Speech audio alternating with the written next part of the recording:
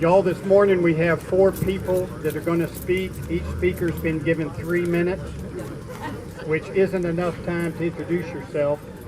And I'll start off with my 3 minutes. I'm David Laffey, president of Fort King Heritage Association. And I'm sure I'm going to miss some government officials. First of all, I want to introduce Representative Charlie Stone. There he is. Charlie, thank you for coming. And Charlie's also a financial supporter of the fort. He purchased a log. And for those of you that haven't heard about buy a log, build a fort, see me after this and get your checkbook out. Representing the City Council, Brent Molliver.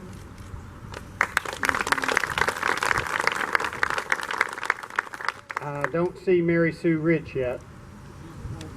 Okay, Jim Hilty.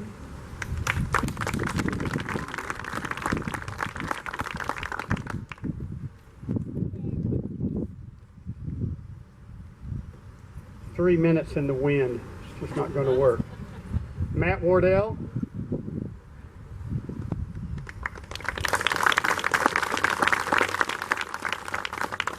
Jay Musley.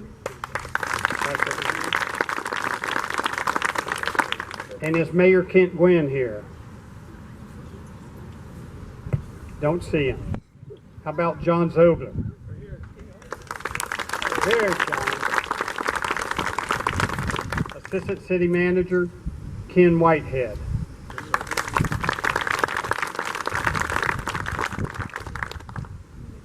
Ken, we told you we could do it. Those logs are now paid for.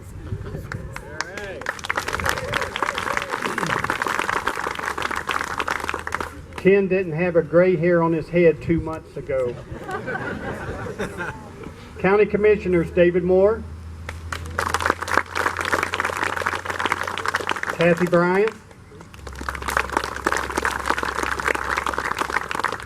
Jeff Gold, who also purchased a gold log. Carl Zalak could not be here, but he had his secretary call me and tell me that he wouldn't be able to be here. And Carl is a big supporter of this fort. Michelle Stone, right in front of her husband Charlie. County Administrator Monir Bouillonez, right over here. Did I botch that one? Y'all are going to have to keep your applause down. I've only got 3 minutes. The Fort King Heritage Association, the Vice President, Bill McCall. It's over under the tent. Carl Goddard, the Treasurer.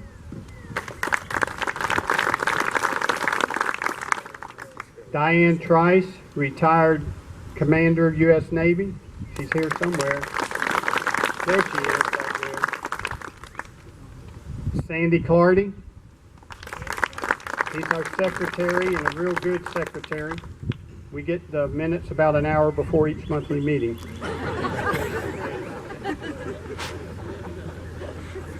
Robin Cursiglia, retired engineer, Lockheed Martin. Ron Mosby, another retired engineer, Lockheed Martin, couldn't be here. He is lobstering off the coast of Maine. Somehow he and his wife found a brochure. You go catch your own lobster, and when you get back, you work all day helping the lobster fishermen.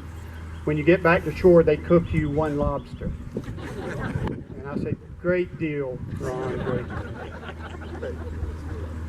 Who am I missing? Gloria Seddon. Where is Gloria?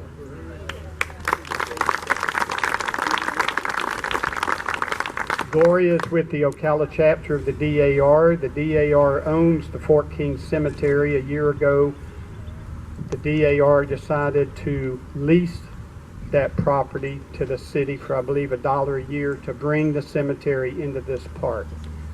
So now the fence is down. We have a total of 42 acres now. And I see Mayor Kent Gwynn is here. Welcome, Kent. Thank you for coming.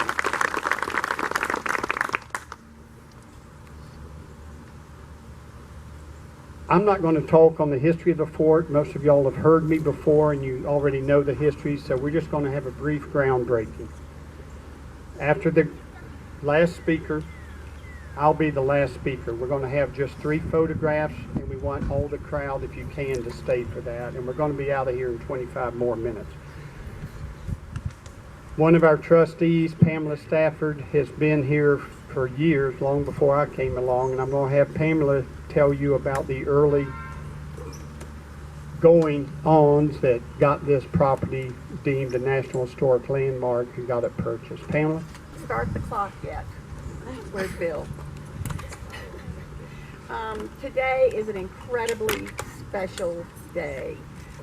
We're not here to call names and applaud people and that sort of thing. This has been a 20-year journey since 1997.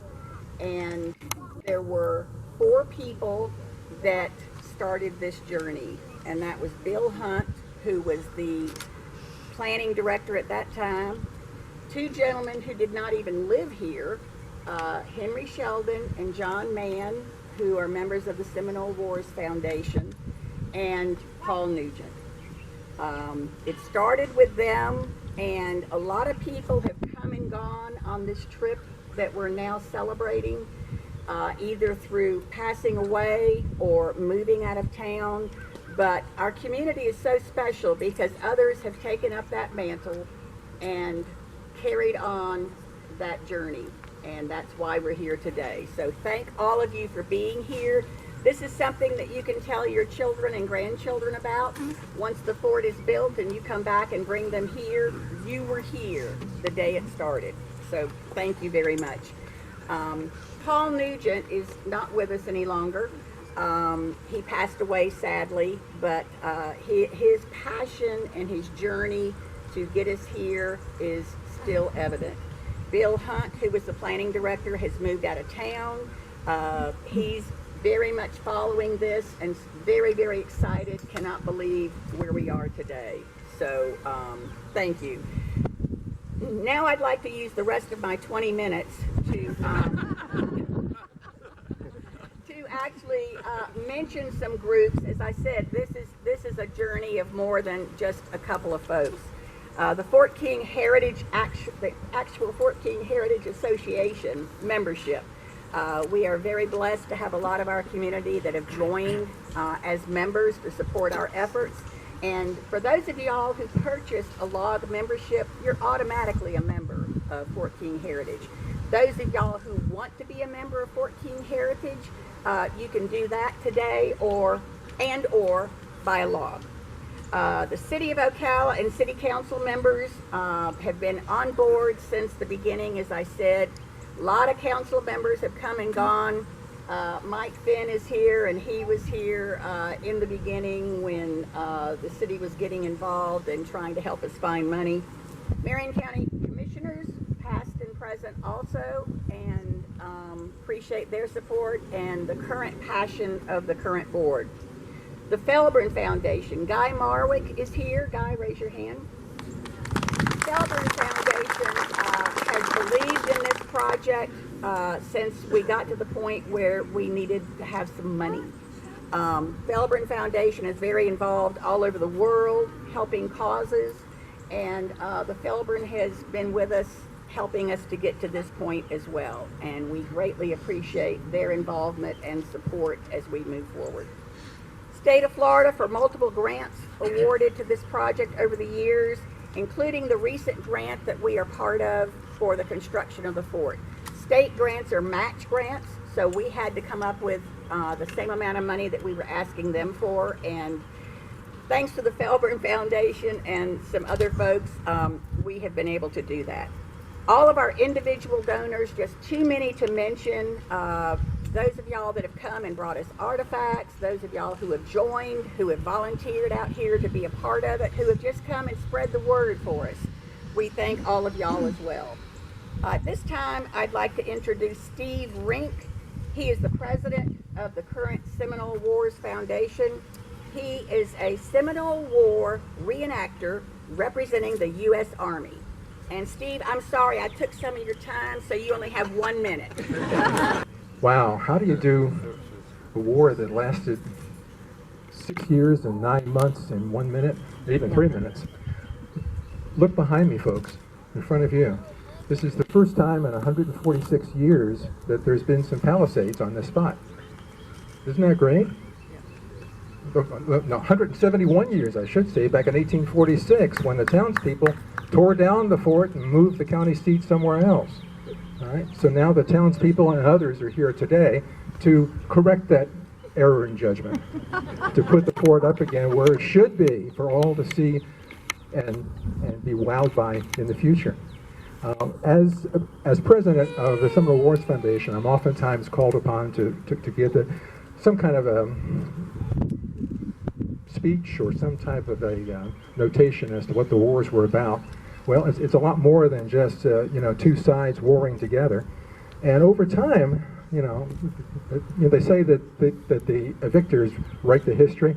Over time, we've come to understand that it's not so simple. That there were more than two sides, there were more than two entities, and it was a long time. In fact, that war was the longest Indian war in American history. And technically, I think it's still going on, isn't it, Willie? Yeah, I think it is. But more than that, it was the longest war of any kind in American history up until the time of Vietnam. So that's really something significant, that this fort will be able to demonstrate to the public who are really uninformed and unaware of what happened during that very significant time in our history. Lots of folks think that American history started with the Revolution, and immediately thereafter that was the Civil War, war between the states. Well, there's a lot more that happened between those 85 years than those two military events, and this is one of them. And just to have this here today, just to have this beginning, really heartens me, as I hope it does all of you, because we're all a part of that. We're all a part of a new beginning and a way to illustrate and to indicate and to demonstrate to the public as a whole the importance of Fort King and of the larger conflict that it represented. This involved not just only the Seminole people, not just only the U.S. Army, it also involved people of every color. In Florida, when this war started, in Florida there were about 40,000 people. Over half of them were African Americans, either free or mostly slave. And there were only 5,000 people who could be identified as Seminole during that time. By the end of the war, from 5,000 Seminole, there were approximately 300 left, and they were all in the area of southwest Florida, well entrenched and hidden away, protected, and their ancestors, again, their descendants, I should say, live there today. But that was a conflict whose time had come, and hopefully and gratefully is over. But what occurred during that time, and I don't have any time to go over it in my 20 seconds left, but what happened during that time is something that is really significant through all, not just the Florida history, but of the nation's history as a whole. And as you get into it more, as you look more into the beginnings and the ending of that war, you'll understand that. So I'm delighted to be here today, and we have members of the foundation who are here also. And I just want to say that it's been a long time coming, and I'm going to be back in December, if not before that time, for the next invitational where we do the attack on Wiley Thompson again, and I think it's going to be bigger and better, Bill, David, than it was this last time, because of the fact that you'll have the fort here. That's going to draw people in, not just the reenactors, but the public as well. So thank you, and thank you, all of you who are contributing, and all of you who will be contributing to the fort. One last thing, I got a plug. This August, first time ever, is going to be a convocation of Seminole War historians. And folks, every one of you, because you're here today, is a Seminole War historian. It's going to be in St. Augustine. There's information over at the table here. You might want to check that out and maybe go up there if you'd like. Thank you. Thank you for inviting me. I don't know who's next, David. Thank you, Steve.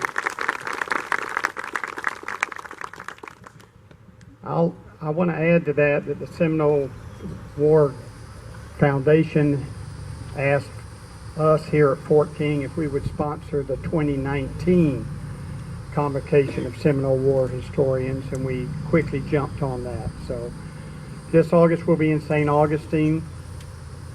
2019 it'll come here to Ocala. We'll sponsor it.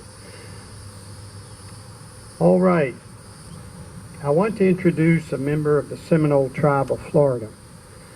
And I think it's important to point out a couple things. We are just blessed that the Seminole tribe of Florida has taken such an interest in this project. And I think it's important to know, while this site is the most historic site in Ocala and Marion County because it was the first county seat, the fort itself served as the first courthouse. This fort was not friendly to the Seminole Indians. So for the Seminole tribe to come up here, leave South Florida, they came up for our reenactment. They brought their hand-to-hand combat team and put on demonstrations all day. They built a hunting chakee down in the woods down here, you're welcome to go look at, and gave demonstrations of how they did the thatched roofs. So with that, I want to introduce Willie Johns. He's the Tribal Chief Justice for the Seminole Tribe of Florida and a tribal historian. Good morning, historians. Good morning. Steve stole some of my thunder, and that's what I was thinking when I drove up here, that we're all historians today here. And this is awesome. There's no word to put it that this is great. And you heard the history part of it, and you know most of the history, how the wars went down south, and this fort here was used to house military guys, military platoons and so forth. But you know, after the wars, our people were in a survival mode just to survive the modern centuries to come before them, and they lost part of this history, and I just want to thank the city of Ocala for demonstrating this and doing the fort so that we can bring our children up here too and say, this is the beginning. This is where it all began, the Second Seminole War. My ancestor runs through with Wildcat, but he wasn't here. He was on his way, so he had an excuse, you know. He was late. Oops. So with the Seminole tribe, we just want to thank you from the bottom of our heart for allowing us to be a part of you in this auspicious, audacious occasion, as one of my college professors used to put it, you know. And so this is grand. This is big, and I look for a lot of great things to happen, and I look for a lot of cities that also has forts in there, and it had to begin here. Thank you. Let me also add, building this fort is phase one. Phase two will be the new visitor center, and inside that visitor center will be the Fort King Museum. One reason we're so excited to have the Seminole Tribe of Florida working with us, there were two sides to that story of the Seminole Wars. In our museum, we're going to allow the Seminole tribe to tell their side. And then we'll have a side for the U.S. Army side of the story. And then we'll have all the artifacts.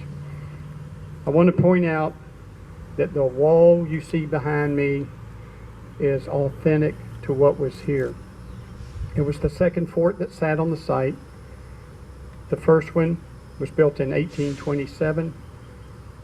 It was burned down by the Seminole Indians. This, with the fort we're building, is the second fort, built in 1837. And this fort stood till the end of the war in 1841, and then it was given over to the settlers that had built their cabins around it.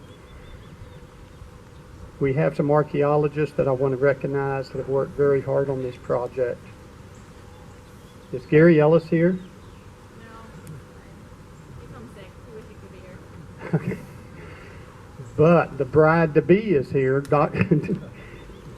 Michelle Savilich, over here. Hold your hand up, Dr. Savilich.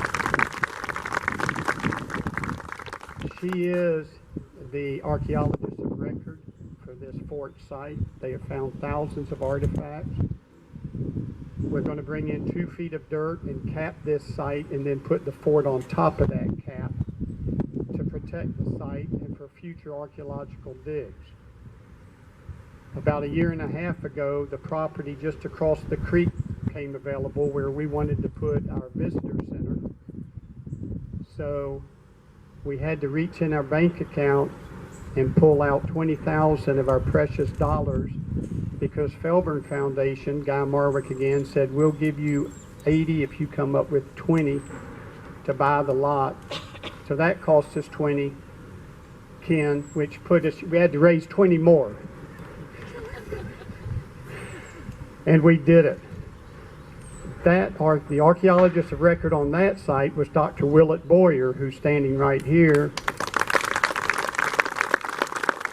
And some of our board members and volunteers teamed up with Willett summer before last and came out every day with our peanut butter sandwiches and our dill pickles and worked in that hot sun, and we found, I think, over 5,000 artifacts. Actually closer to 10. Closer to 10,000, and we found the building, which is just neater than heck to look at on the 3D drawing of how these guys do their science and know what was there. But once they pointed out, you can see the exact holes where the poles were that held the building up. Fort King was built of 18-foot long logs. They were split one time lengthwise. That's why you're seeing half logs. That's the way it was built. It was 152 feet by 162 feet. After we take a picture, you can look at the 4 stakes that staked out. This was a huge fort. And Marion County is Fort Rich. East of us, over where Sharps Ferry Bridge is, was Fort Fowle. North of Fort Fowle, where the Orange Creek intersects the Ocklawaha River, was Fort Brooks.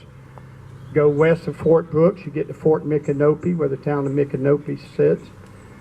Come southwest to Fort Micanopy and you get to Fort Drain, where General Clinch was stationed. The Ocala Jockey Club is built on top of the site. It was Fort Clinch. Go west of Fort Clinch, you get to Fort Wakahuta. One of the bloodiest battles of the Seminole War happened on the road between Fort Micanopy and Fort Wakahuta. Come on south of Fort Wakahuta, out Highway 40, and you get to Fort Cooper. Come on down to where Stump Knockers is on State Road 200, and there was Fort Izard. In the middle of all those forts was our fort, Fort King. It was the headquarters for the U.S. Army Southern Division during the Second Seminole War. With that, we have said all along that this would be a community event, and we accept donations as small as $1, all the way up to whatever somebody wants to give. It's been a community effort so far. And when we sent out the request for proposals, we were hoping like heck that an Ocala firm would get it, and we were lucky. David Tillman of Tillman Engineering and Associates over under the tent put together a design build team of himself. Jim Bailey over here with a coat in 90-degree heat is the architect for the firm, and next to him is his father that a lot of us know. Henry Bailey is the general contractor that's going to put the sections up. Did you hold your hand up, Henry? Good. Their subcontractors are they're structural engineers, ACS Engineering.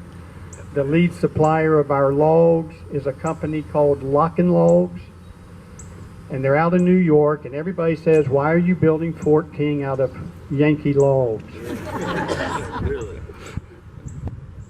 Until you serve on a committee or a board and have to try to build something like this, you have no idea what it's like.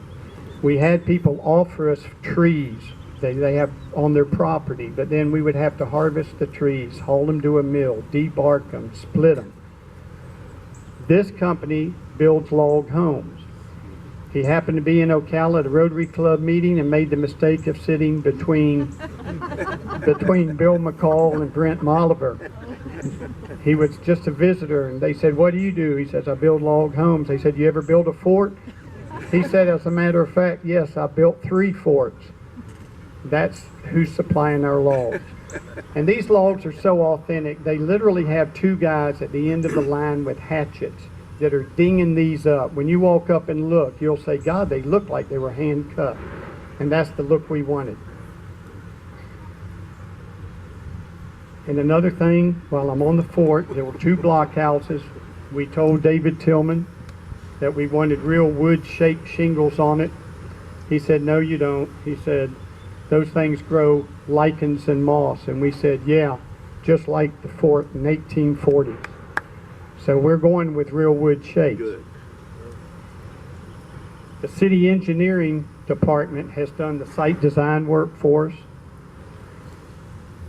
The city provides a lot of the labor support that are assembling these sections. We're pre-assembling them because we have about 7 more weeks, I guess, before we'll start putting the actual walls up. And then I want to recognize some in-kind contributors because we said it was a community event. Coming in, you may have seen a banner on the gate for Skidder Dunn. Jim Ray, back here in the back, owner of Skidder Dunn, volunteered to donate the clearing of this land behind us.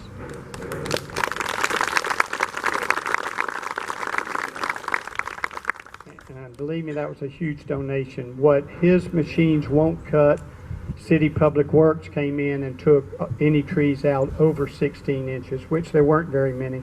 And most of the trees we cleared were invasive species. We're going to replant native species and make the site look the way it did when Fort King was here.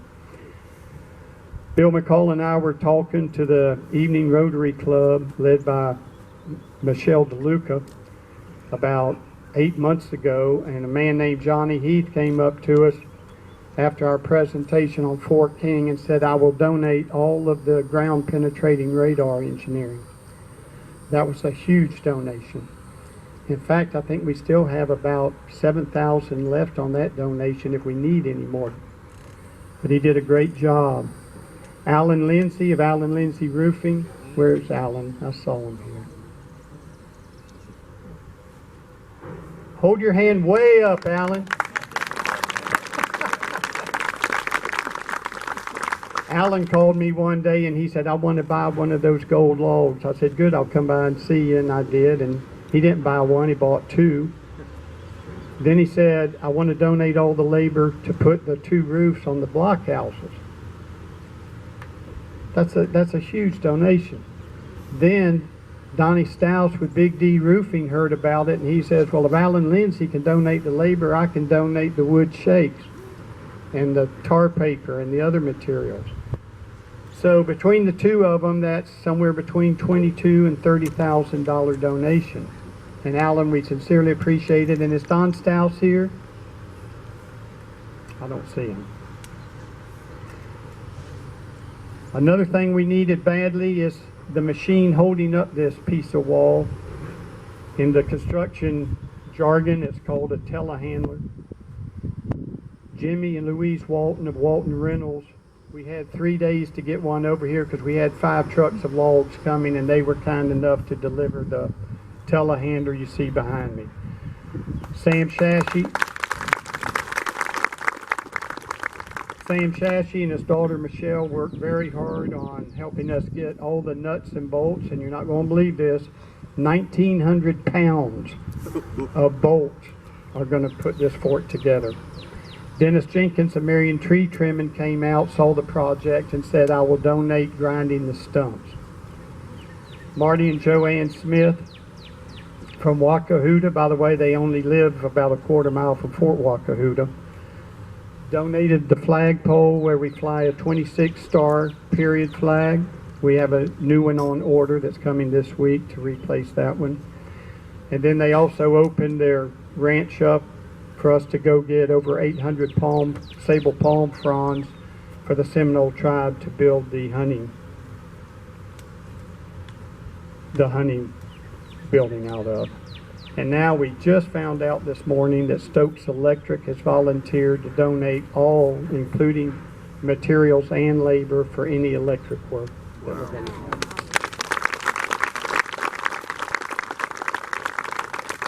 And all of you companies that are donating, you're welcome to put a banner on our fence down there for the whole 3 to 4 months and leave it up down there. And if you don't have one, you can see me afterwards. I think our association will pay to get you a banner, because we really want the people to go by and see that it is indeed a community project. All right, with that, we would like all the city council members and the county commissioners to come up and stand by or grab a shovel. Don't dig. It is a felony to dig on this property. Holds up today. I do too. We'll be getting a new mayor. If that wall starts to lean this way, y'all just run like heck. Just run 17 feet that way. Yeah. I look so you can actually see me, so I can see you in the picture.